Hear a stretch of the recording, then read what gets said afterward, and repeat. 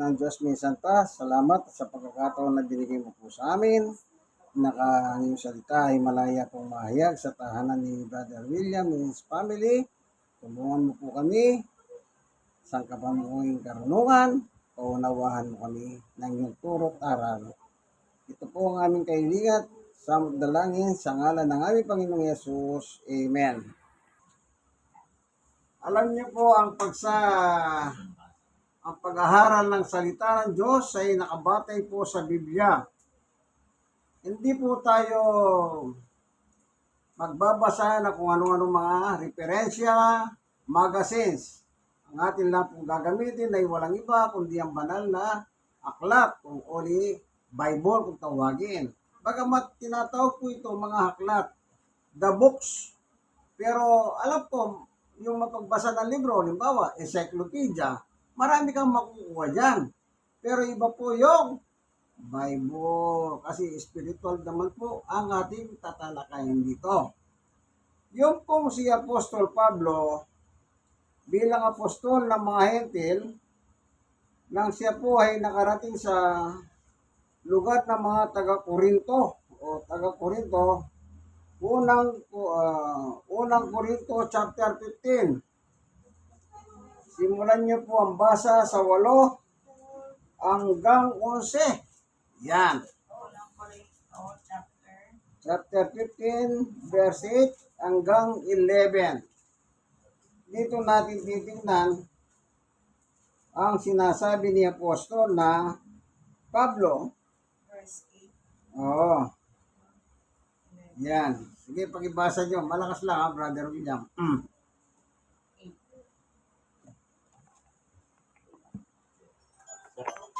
Sa huling Iliya, nagpakita rin siya ng aking kahit na ako'y tulad ng isang pangkatpata.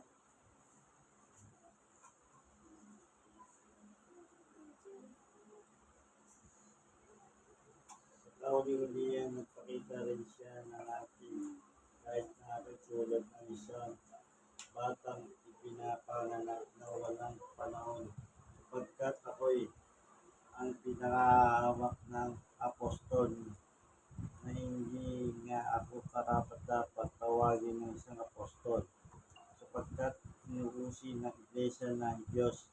Ngunit dahil sa kagandahan ng loob niya, ako'y naging isang apostol at hindi naman away na ang kabuluhan ng kalooban niya ito sa akin.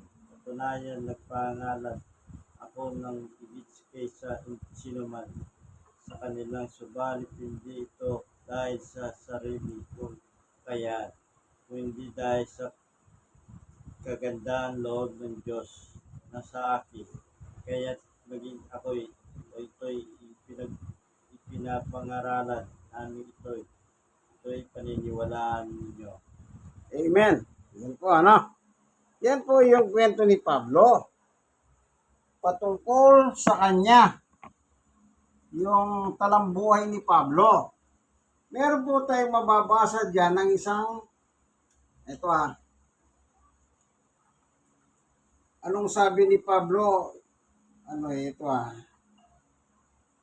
Paulit natin ito, para lang makita ninyo at sususugan natin ito.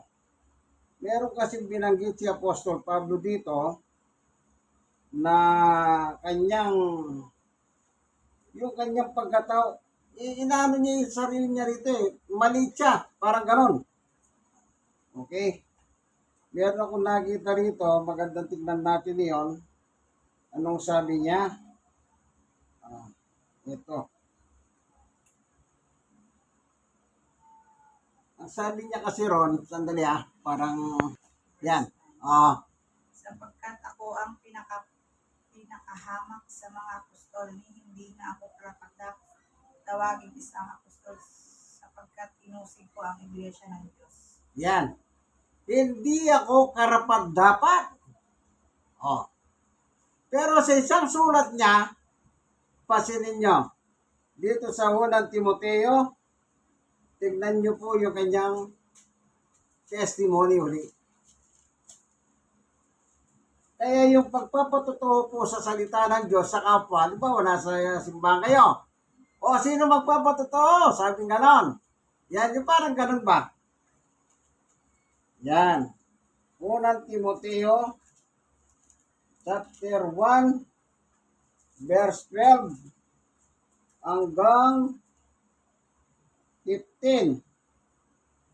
O, sandali, tingnan natin kung saan yan. Mahaba yan eh. Hanggang 17 na, 17. Mula sa unang Timoteo, chapter 1, verse 12, hanggang 17. Tingnan natin yung salita naman ni Pablo ngayon dito. Sa gayon, mapaparangalan ninyo ang pangalan ng ating Panginoong Hesus at kayo naman ay Sandali sis. Ano yan? Unang Timoteo. Okay. silbi ko pala ito.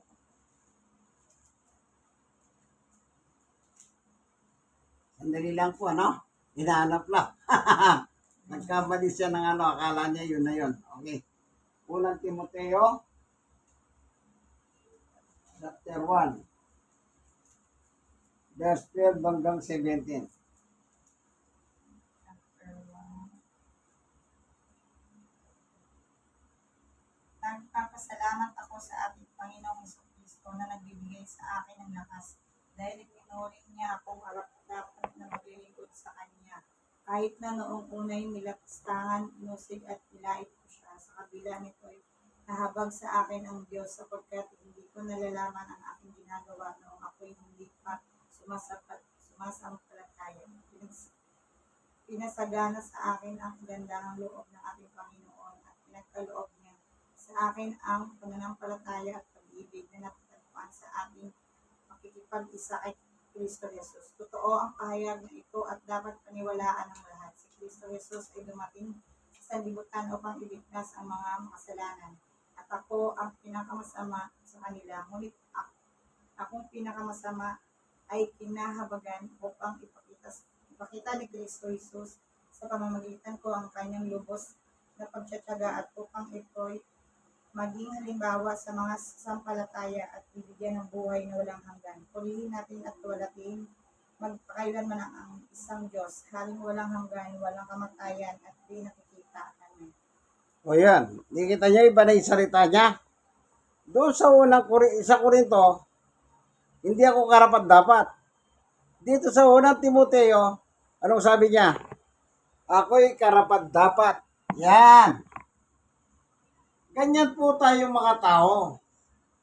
Kung paano si Apostol Pablo na isang manguusig, kontrabida sa Diyos, lumalaban sa Diyos, pero kinabagan siya. Mula sa kalagayang hindi siya karapat-dapat, napunta siya na, karapat-dapat na siya. Ibig sabihin, ang karapat-dapat po ganito. Mula sa makasalanan, tungo walang kasalanan. Yan. Ganun lang kasimple yun. Dati makasalanan ka, at ngayon wala ka ng kasalanan. O di ba napakaganda? Kaya sabi niya, ano sabi ni Pablo sa binasa ni sister? Pinasagana ng Diyos sa akin ng ano? Biyaya, pagpapala. Isipin nyo, pag sinabi pinasagana, sagana talaga. O, ganun po kung magbigay kasi ang Diyos, ang sinasabi nga nila, unlimited. Pupunan ng Diyos ang lahat ng aking pangangailangan. Okay, 4:19. Tingnan nga natin sis sa Efeso 4:19. Tingnan mo nga, no? Anong sabi niya Apostol Pablo? Efeso 4. Efeso. Pilipos. Tingnan natin sa Pilipos. Yung sinabi niyang sa Pilipos. Yan. Sa Pilipos 4:19. Basahin mo lang yung 6 muna. Pilipos 4:6. Then pumunta ka sa 19. Amen. Yan. Para makita natin yung kung paano yung pinasagana ang sabi ni Apostol Pablo. Ayan, hinanap lang po ni sister, ano? Ay, ganyan po talaga Nag-aaral lang naman po tayo, matyaga-tyaga na tayo. Sa kaling banda, Pastor. Pilipos, Saan 4. banda? Ano na ba yan? Dito. Dito? Sige, sige. Ano ito? Belasya. Ay, sumobra na. Dito lang. Yan, pag nakita mo na. Ayan. Maganda po yung may nagbabasa talaga. 19. 6 muna, 4-6 muna. Chapter 4, verse 6, at saka ako pupunta sa 19. Kung paano pinasagana ang pagpapala ng Diyos sa Kanya. 6 lang, 4-6 lang. Huwag. Huwag kayong mapalisa tungkol sa anumang bagay sa alip-angin yung sa Diyos. Ang lahat ng inyong kailangan sa pamamagitan ng panalangin ay pasasalamat. O sa 19, punta ka sa 19 ngayon. Sa 19.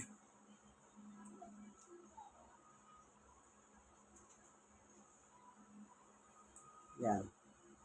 Tignan niyo po dyan, sabi ni Pablo. At buhat sa inyong pag-uubos sa kayamanan ng Diyos, ibibigay niya ang lahat ng inyong kailangan sa pamamagitan ng Kristo Jesus. Amen. O kita nyo? Sa lahat ng kayamanan ng Diyos na hindi nauubos. O kaya kung magbigay po ang Diyos, masagana. Kaya sabi ni Pablo, nahabag sa akin ng Diyos at pinasagana ang kanyang masaganang pagpapala. Alam nyo, tayo bilang mga tao, yung ba naranasan ni Pablo, pwede natin naranasin? Oo. Pero wag natin tularan yung ginawa ni Pablo. Baka naman ang gagawin nyo, tutularan ko muna si Pablo. Oh. Anong krimen ang ginawa ni Pablo sa panahon na siya hindi apostol at siya pa si Saulo? Kinakalaban niya, Panginoon. Oh. Ganun ba gusto nyo mangyari? Kalabanin mo muna ang Diyos? O baka magkaibang inyong kapalaran? Si Pablo pumupunta sa mga simbahan, nag-aaral ng kanyang mga biktima.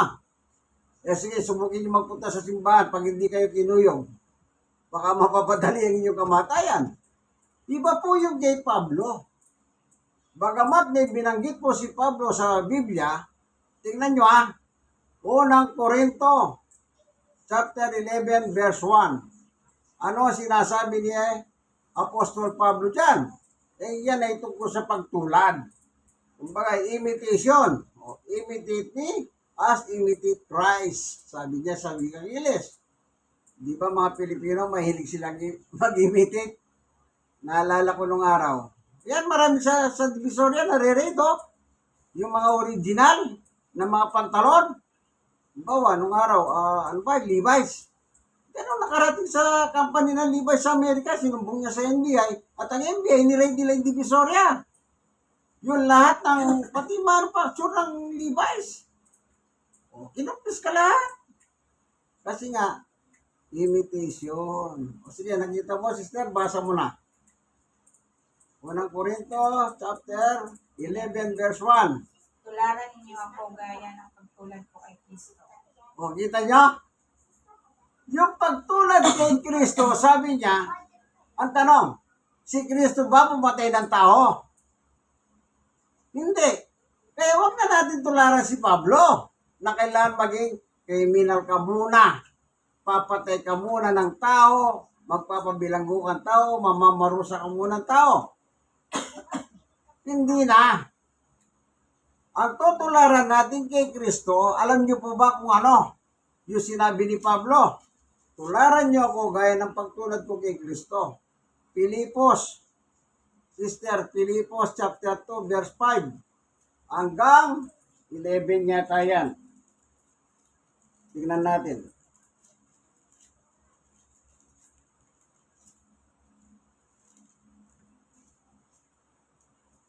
Pilipos chapter 2 verse 5 hanggang 11. Yan. Yung tutularan natin, ang sabi ni Pablo, tularan niyo ako gaya ng pagtulad ko kay Kristo. Ito tutularan natin. Medyo bahala na kayo. Mag-isip na kayo dyan. Kasi may kamatayan na binabanggit dyan eh. Baka matakot kayo. Okay. Filipos, Chapter 2. Simulan mo sa 5 hanggang 11. naway magkaroon kayo ng kaisipan na tulad ng kay Kristo Jesus. Kahit taglay niya ang kalikasan ng Diyos, hindi niya ipinagpilitang manatiling kapantay ng Diyos. Sa halip pusa niya binitawan ang pagiging kapantay ng Diyos. At bamuhay siya na isang alipin. Pinanganak siya bilang tao at nang siya'y maging tao. Nagpakumbaba siya at naging masunurin hanggang kamatayan.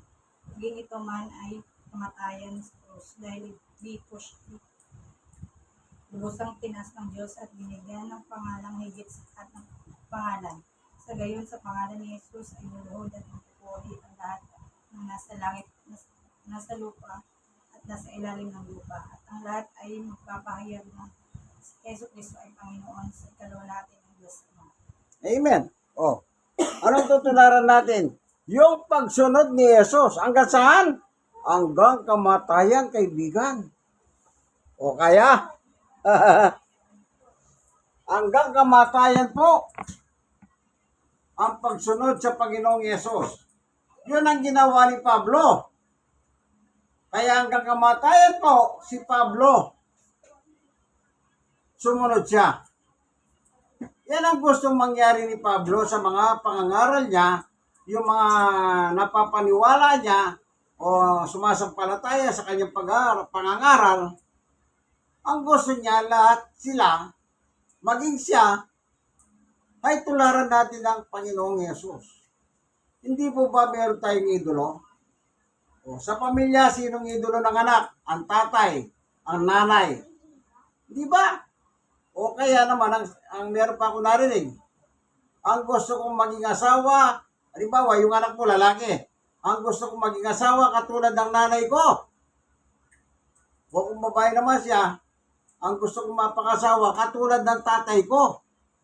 Kayo kasi ang model ng mga anak. Kaya gusto nila, kagaya ninyo, ang kanila makakasama sa buhay. Pero yung sa buhay lang dito. Pero pagdating sa buhay spiritual, hindi yung magulang mo dito. Ang tularan mo ay si Kristo, gaya na sinabi ni Pablo. Kanya lang hanggang kamatayan. O, hanggang kamatayan. Parang ganito, kung alin ang mauna, ikaw ang mamatay, o dumating si Jesus na buhay ka. Basta, ang pagsunod po natin sa Diyos, hanggang kamatayan, gaya ng kamatayan ni Jesus. Tignan niyo po ang salita ni Jesus nang kausap niya ang kanyang ama. Hebreo 5, 6, 7, 8, 9, 10. Yan. Tignan natin ang sinasabi ni Jesus diyan patungkol sa kanyang ama, tungkol sa kanyang pagsunod. Hebreo chapter 10, verse 4, 5, 6, 7, 8, 9. Hanggang 9 lang, sister. Hanggang 9 lang.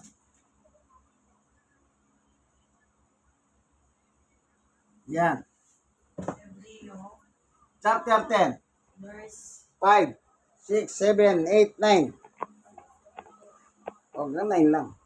Dahil dyan, nas Kristo ay nagparito sa daigdig. Sinabi niya sa Diyos ang mga pag-aala, pati mga andog sa mga ayop na andang sunugin na hindi mo maibigay ibig ng damdamin dahil hindi mo kinakalugan ang mga andog ng sinunog na may andog na upang pawiin ang kasalanan. Kaya inanda mo ang ating katawan upang maging andog. Kaya sa Diyos ko'y sinabi ko'y ako'y narito sa o Diyos upang sundin ang iyong kalooban ayon sa sinasabi ng kasulatan tungkol sa akin.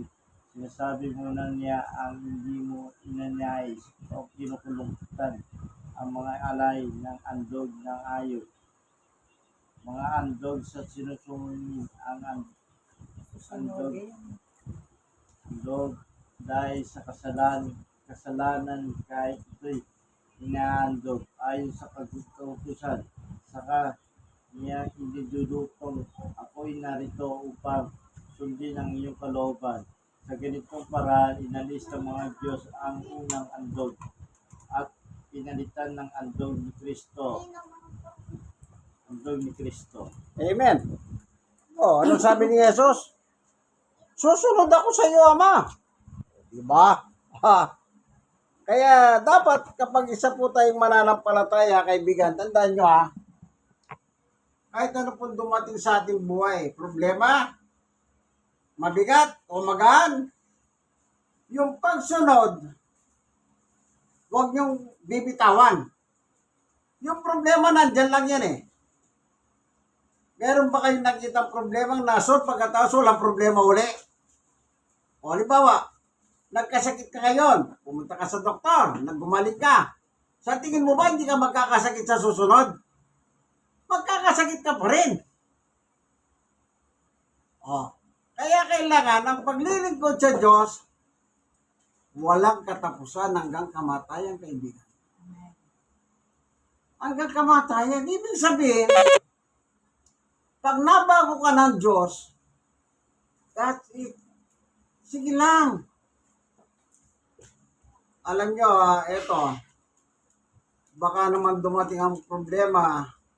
Alam nyo, kung minsan pag dumating ang problema, hindi nyo makayanan. Ako, may kasama ko noon. Nang dumating po ang problema, binitawan niya ang kanyang paglilingkod. Kasama ko yun. Alam niyo pa ba kung saan ko nakita yung tao na yon? Halos hindi mo na makilala. Para siyang taong grasa. Nagbibisyo. Isang pagkakataon na sabi niya pa sa akin kung meron kang gustong ipapatay, ako na lang ang papatay. Iba na ang kanyang kaisipan. Ano yan? Problema. Nang dumating ang problema sa kanyang pamilya, hindi niya po nakayanan. Huwag. Bitawan niyo ang lahat. Huwag niyong bitawan ng pananampalataya sa Diyos. Gaya ni Pablo. Kaya sabi ni Pablo, tularan niyo ako. Gaya ng pagtulad ko kay Kristo. Kaya ang namatay si Pablo dahil sa pangangaral. Dahil sa pangangaral, dyan po siya inatulan ng kamatayan. Parang si Jesus. Inatulan ng kamatayan dahil po sa pangangaral. Kaya kung minsan sa aking mga pangangaral in public, sana naman wag yung gawin yung ginawa nyo kay Jesus sa akin. Kung minsan binibiro kong ganyan eh. Kaya kasi sa aking pangangaral, sometimes nangyayari to. Kung minsan matalim po ang aking pag-deliver. Matalim. May nasasaktan. At meron nagbabanta sa akin. Kaya ako sinasabing ganyan. Pero biyaya ng Diyos naman, wala naman nanakit sa akin kahit paano. Wala akong naranasan. Pero merong. Sabi nga nila doon, mag-ingat ka dyan, baka bigla kang tarakas sa likod dyan. Sinabi literal ito habang nangangaral ako eh. Yung kaibigan kong pulis, nung doon ako sa base ko nangangaral, sabi niya sa akin, mag-ingat ka dyan. Bakit naman ako mag-ingat? Nangangaral lang ako, mag-ingat pa ako. Ano sabi ng pulis? Maraming tapunan na dyan. Sabi niya sa akin. Sa isang pagkakataon sa base ko, nag-aabulan yung at saka kriminal eh. Kung totoo pala, sinabi ng pulis sa akin, yung kaibigan ko. Nang nalaman niya, doon po ako nangangaral sa base ko. Kaya sabi niya, mag-ingat ka lang. Nung una, ayaw kong naggabihin doon eh. Pero dahil sa pangangaral, sometimes umuwi ako, sa amin, magbuhat sa Paseco, is alas 10 na ng gabi. Ginagabi na ako, pero okay lang sa akin kasi wala naman pong gumagalaw sa akin eh. Wala naman kasi ang katwiran ko, nakakaral lang ako eh. Oh. Pero salamat sa Diyos, wala rin pong nanagit sa akin doon. Hanggang sa tuluyan na po kong lumipat ng ibang area. Biyaya ng Diyos yan. Kagaya ni Pablo. Sabi niya, inusik ko ang Diyos. Pero biyaya ng Diyos, sabi niya, minahal niya ako. Yun po maganda. Tayong lahat, mga tao po tayong makasalanan. At sabi ni Pablo, ako ang pinakamasama. Kung siya nga po ay malupit ang kanyang kasalanan, kinahabagan siya ng Diyos. Sino po tayo, kaibigan? Tayong mga nanonood ng video. Sino tayo para hindi kahabagan ng Diyos? Kanya lang, kailangan natin isuko ang buhay natin sa Kanya. Isuko ang buhay natin sa Kanya. Ayan natin si Jesus ang magmanihobra o maging driver ng ating buhay. Pag hindi ka pa mananampalataya kasi, ang driver ng buhay mo, sarili mo. Hindi mo pa ganon. Nung bata ka, akay-akay ka ng magulang mo. Nung tumanda ka na, anong sabi mo sa magulang mo? Inay, itay, malaki na ako. Pabayan nyo na ako, kaya ko na. Hindi po ba ganon ang ugali ng mga bata? Hindi. Dapat talaga tayong isuko ang buhay kay Jesus. Kasi nga po, tayo ay nasa laman at habang nasa laman po tayo, madali po tayo matukso ng dyablo. Sino bang hindi natutukso ng dyablo sa lupa? Sabihin ko sa inyo hindi ba sa mga balita, may mga pari natukso ng rape, may mga pastor, may mga pastor pa, mga leader ng simbahan, na nadyan yan. O mga, kung tutusin, matitibay na sa pananampalataya yan. Pero bakit nabitag pa ng dyablo? Kasi nandito pa tayo sa lupa. Hanggat nasa lupa tayo, nandyan po ang tukso ng dyablo. Kaya sana tandaan niyo po, bilang mga tao, wala tayong kapangyarihan na labanan ng dyablo. Pero pag sinuko natin ang buhay natin kay Jesus, anong pangako ni Jesus? Pangako! Mateo chapter 28. Sister, pangako na tayo. Pangunin na po ito. Mateo 28, 18, 19, and 20. Yan, tingnan natin ang salita ni Jesus. Ang ating tagapagligtas. Amen? Amen. 18, 19, 20.